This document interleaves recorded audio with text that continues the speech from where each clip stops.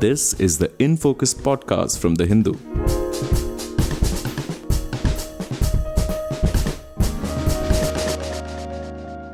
Hello and welcome to another edition of the In Focus podcast. I'm your host G. Sampath.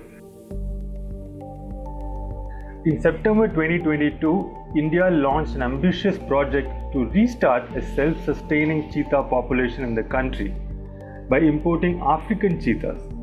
In all, about 20 adult cheetahs were translocated from South Africa and Namibia to Kuno National Park in Madhya Pradesh. And of these 20, 13 have survived. And with another 13 cubs born, there are now 26 cheetahs at Kuno.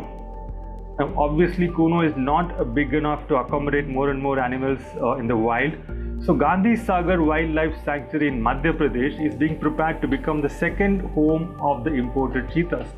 According to the government, the preparations are almost done and plans for importing more cheetahs from Africa to Gandhi Sagar will be finalized after the monsoons. While the government has said that the Gandhi Sagar Wildlife Sanctuary is a perfect home for the cheetahs, there are concerns about prey density, about space, about adaptability, and so on. So, what are these preparations that have been made to make this place more suitable for the African cheetah? And are these preparations including relocation of prey animals from other places? Are these preparations sound from a conservation viewpoint? And how will the authorities ensure that the cheetahs don't stray into human habitations?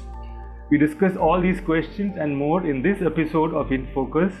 And we have with us Ravi Chellam, Bangalore-based wildlife biologist and conservation scientist. Ravi, thank you so much for joining us and welcome to In Focus. Thank you, Sampath.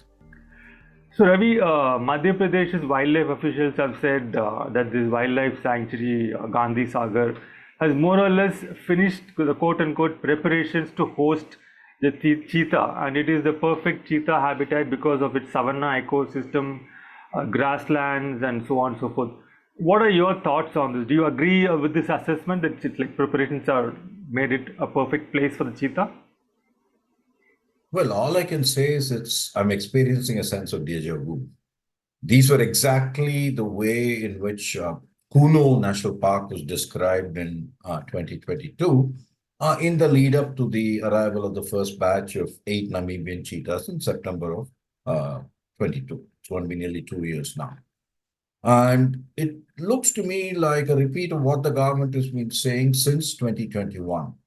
For instance, a quote from the action plan: amongst the 10 surveyed sites in 5 central Indian states, Kuno National Park in the state of Madhya Pradesh was rated high on the priority list for considering the introduction of the cheetah because of its suitable habitat and adequate prey base.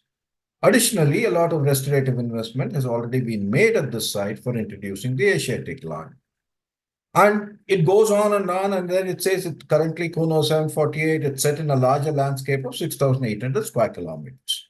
So it was chosen as the first site for cheetah introduction since it's ready with the level of protection, prey, habitat to house the cheetahs. Now, these are exactly the words being used to describe Gandhi Sagar. If Kuno was great, perfectly fit in 2022, look at what has played out. Today, at best, there are 2 cheetahs which are free-ranging. Out of the 20 cheetahs adults that have come, 7 have died, and the 11 remaining have spent the vast majority of the time in India in captivity. So where is conservation? Where is rewilding? Where is cheetah introduction to establish a free-ranging population going? And when you've not got our act together right in Kuno, where is the need to move to Gandhi Sagar? It defies logic, it defies conservation science. To kind of add salt to the wound, Gandhi Sagar Wildlife Sanctuary is mentioned only 3 times in the action plan. So, I mean, it's in passing mentioned. The other recommended sites for introduction of African cheetahs include Gandhi Sagar Wildlife Sanctuary, which is set in a larger wildlife habitat of about 2,500 square kilometers, and things like that. So, it really, there has been no thought. This seems knee-jerk reaction.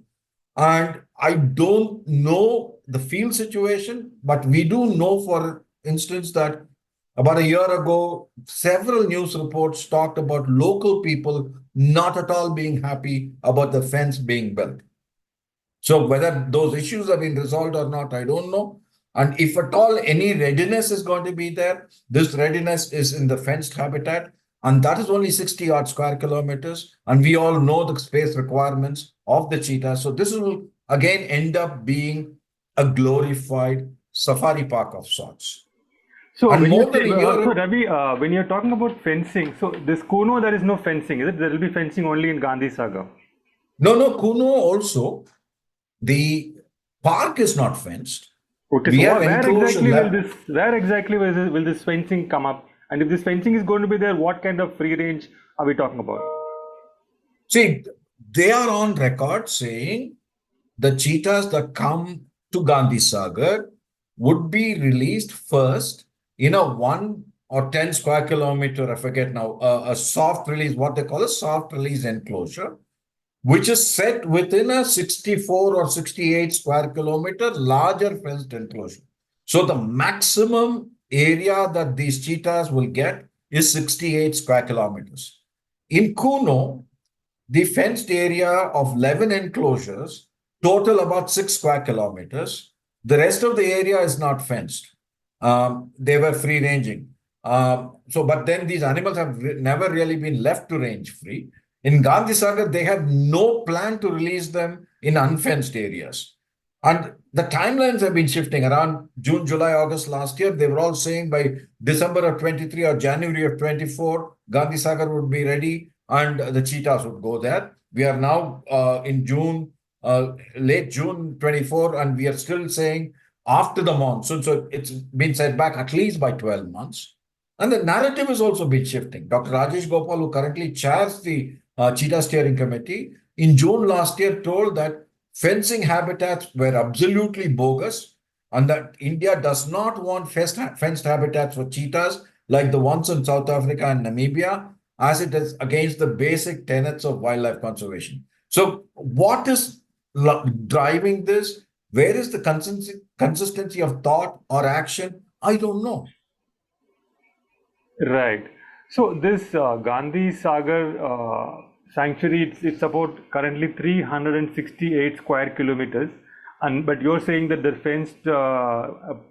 fenced area would be about 60 square kilometers, which is much smaller, of course. But there is also now talk of it being expanded to 2,000 square kilometers. No, that sounds like a great idea because cheetahs' home ranges are typically 700 kilometers plus. So, do you think this kind of expansion is a realistic possibility? A and B, does it make sense? Because on the one hand, there doesn't seem to be any kind of realistic plan to make them free ranging. They have been in captivity for most of the time. So, where do you place this whole talk of expanding it to 2,000 square kilometers, etc.? I think this is all a distraction tactic. They're trying to somehow convince the public that this project is succeeding and they have wonderful plans, when all the available evidence establishes that it's been a spectacular failure. We should learn from the Kuno experience. Kuno is more than twice the size of Gandhi Sagar, 750 square kilometers, the national park. And it's set in a landscape of 6,000 plus square kilometers, which is 3 times the landscape around Gandhi Sagar. If we are not able to release cheetahs in Kuno, what are the chances that we will do any better in Gandhi Sagar? So this all seems just assuming that public memory is short, people don't look at it in detail. We can say anything and get away with everything. So this is just hand waving to me because Gandhi Sagar is not even, the details are not even in the action plan. The details for Kuno are in the action plan and we have not acted upon it. And we're now talking about Gandhi Sagar. So this, just to clarify one thing, Ravi, so the cheetahs in Kuno, are they, some of them likely to be shifted to Gandhi Sagar, or will Gandhi Sagar host only like fresh imported cheetahs from Africa? Like what is that? Again, there was some confusion. There was the then Chief Wildlife Warden, Mr. Chauhan, saying of Madhya Pradesh, saying that some cheetahs from Kuno would be moved to Gandhi Sagar. But then there was a little bit of back and forth, and finally it was said that fresh animals coming from Africa. We don't know which country it's going to come from. They were supposed to come December 23 or January 24. Now the latest is saying post monsoon 24. So we are looking at maybe October, November, December 24. So, but we don't know which country, how many, if at all they will come. Right. So one of the interesting debates around this whole Gandhi Sagar discourse, Ravi, is that the preparations, which have been going on, and one of the elements of this preparation of making this place a kind of a suitable place for the imported cheetahs is to increase prey density. Now the action plan talks about translocating 1,500 cheetal, 1,000 black buck, 350 chinkara, and also 5,000 antelopes. So, like this kind of relocation of wild animals at such a scale, has this been attempted anywhere before? What has been the success rate? And is this, from a conservation point of view, is it a sound practice? Just curious.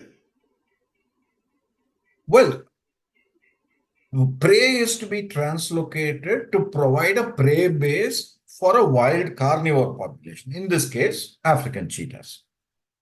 But if the cheetahs are not going to be allowed to range free and they're going to be confined in enclosures, whatever the size of the enclosure be, it is not going to be 10,000 square kilometers. The largest enclosure we have been told is, there are varying reports. Some say 64, some say 68 square kilometers. Let's assume it's 70 square kilometers. 70 square kilometers is not even one home range size. So it's all very small. So it is a safari park.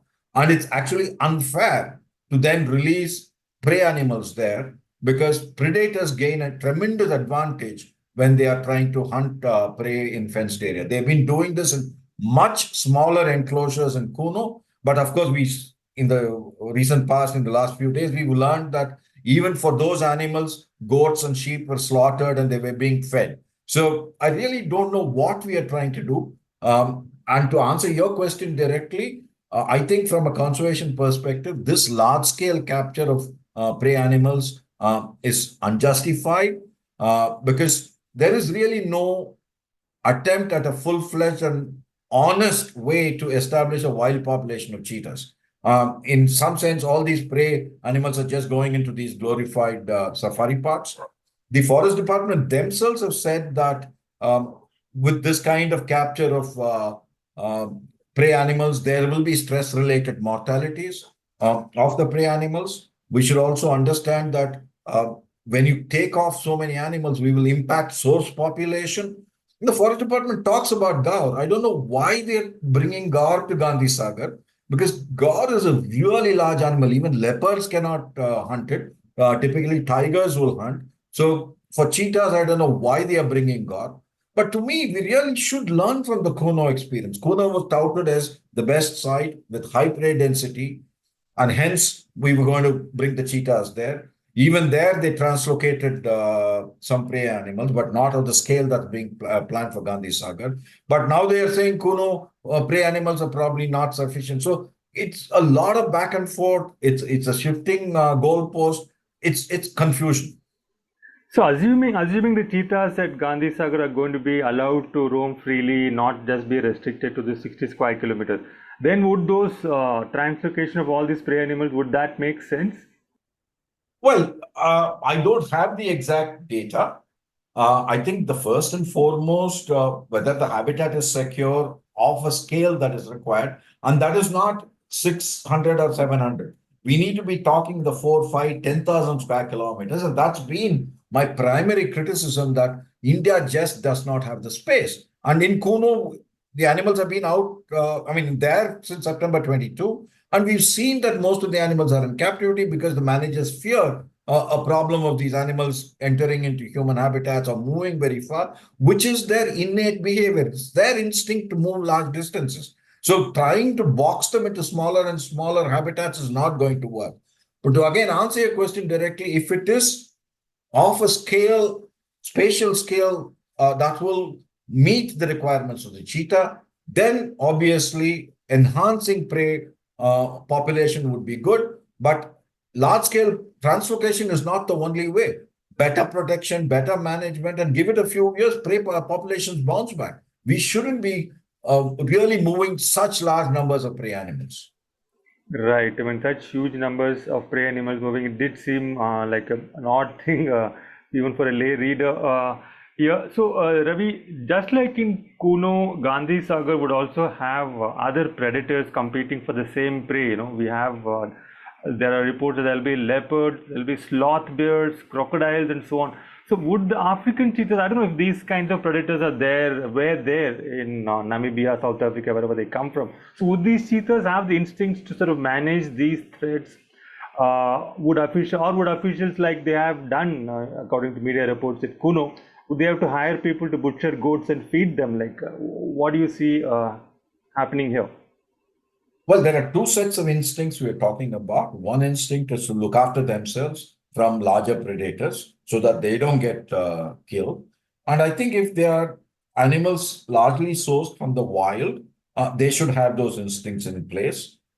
They should have some experience of defending themselves not in a fight, but basically running away, making the little scarce, escaping from the larger predator. So that I don't think is a worry.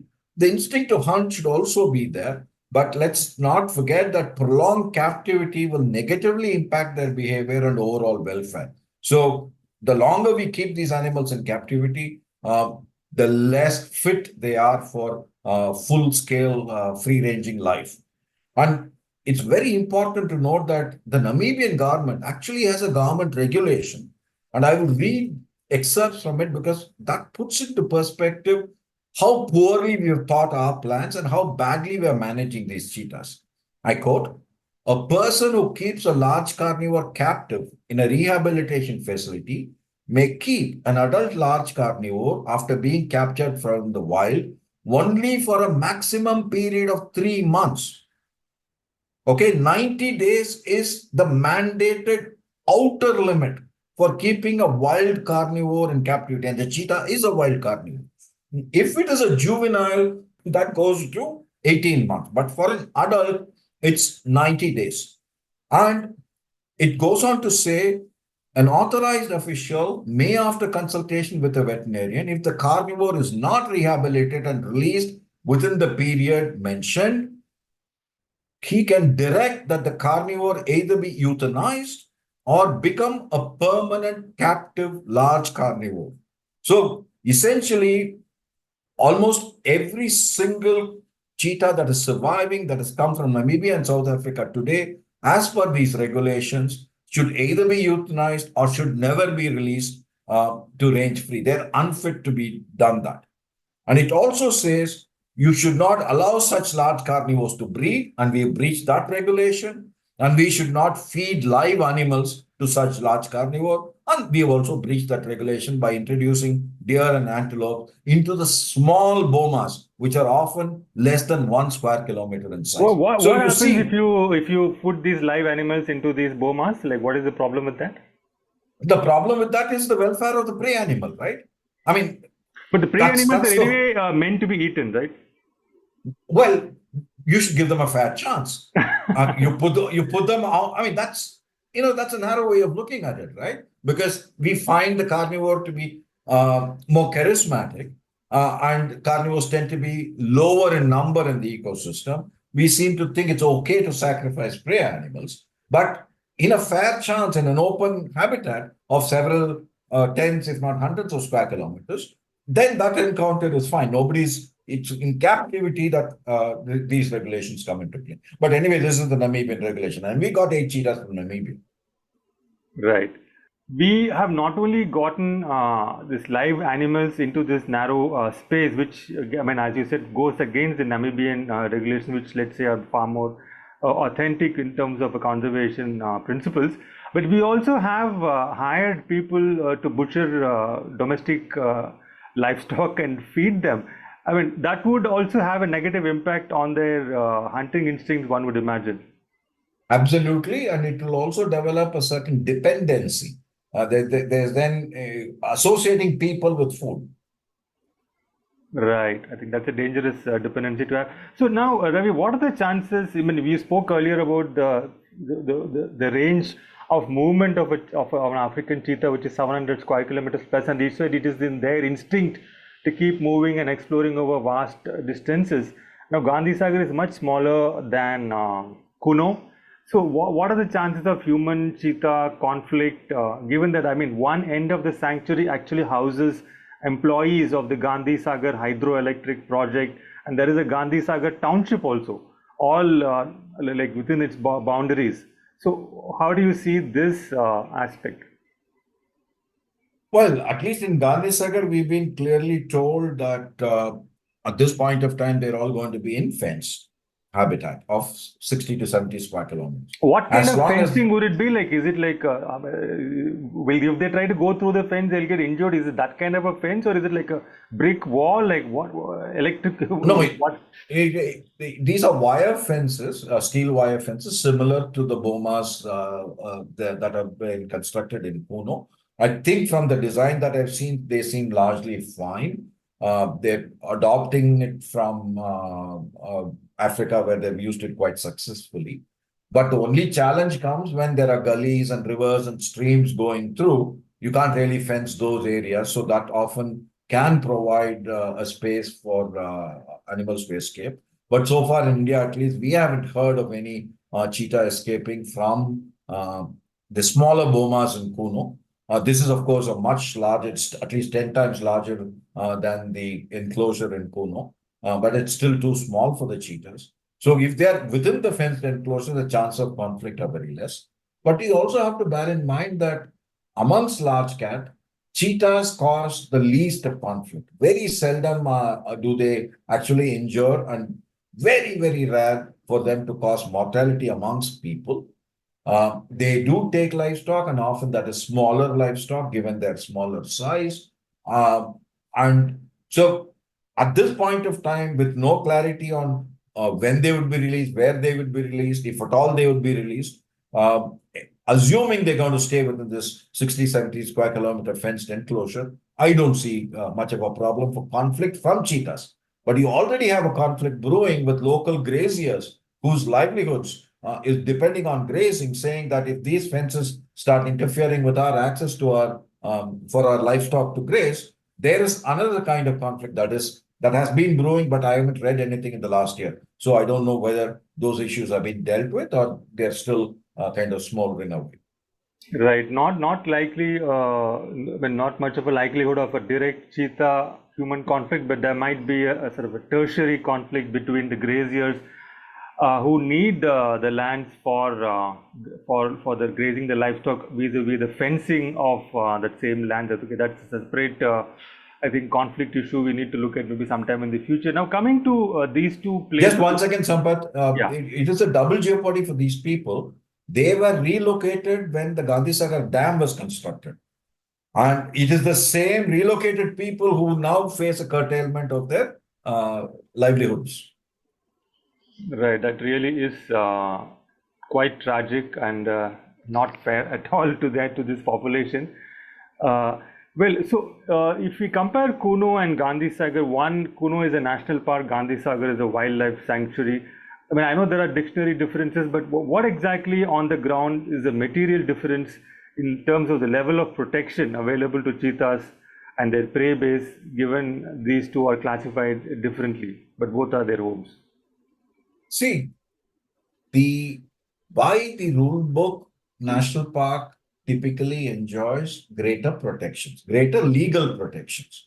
But in India, we all know it depends on how it plays out. So you can actually look at some sanctuaries which are much better managed, much better protected compared to some national parks. So I wouldn't stress myself too much about the fact that Kuno is a national park and Gandhi Sagar is only a wildlife sanctuary. I think it shouldn't make any difference, especially given this very, very high profile of this cheetah introduction project.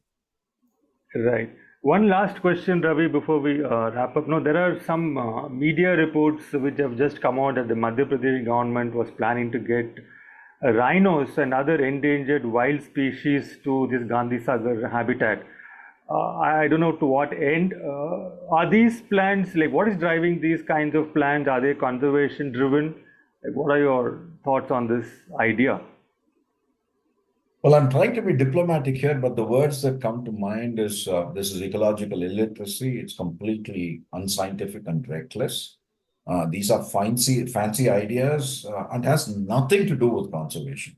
And in some sense, it reflects on the very project we've been talking about. Even Cheetah project, to a large extent, has very poor scientific foundations, which is why we are kind of facing the problems that we've been facing. Right. I mean, the poor scientific foundation, yes, I think there's been a lot of debate on that ground. Thank you so much, Ravi. I think your point about learning from the Kuno experience, I think, is a very important point. I think hopefully government officials and the public at large will sort of look closely at what has happened with the Kuno whole project and experiment since September 2022 till date, and how those ideas and whatever experiences, lessons can be executed, can be learned from when we speak of Gandhi Sagar. Thank you so much once again. Absolute pleasure talking to you, Ravi. In Focus will be back soon with analysis of the biggest news issues. In the meantime, you can find our podcast on Spotify, Apple Podcasts, Stitcher, and other platforms. Just search for In Focus by The Hindu. We'll see you soon.